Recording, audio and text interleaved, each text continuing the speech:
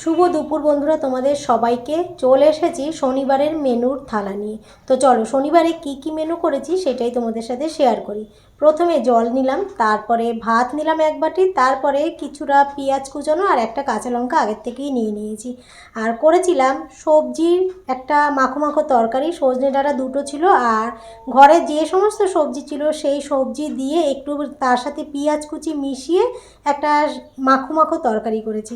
আর করেছিলাম ডিমের ঝোল, বড় বড় করে আলু দিয়েছি, আর রসুন দেখতে পাচ্ছ একটা গোটা গোটা রসুন দিয়েছি। আর একটা ডিম না একটু ভেঙে গিয়েছিল ছুলতে গিয়ে, সেই ডিমটাকে আমি দুফালি করে দিয়েছি।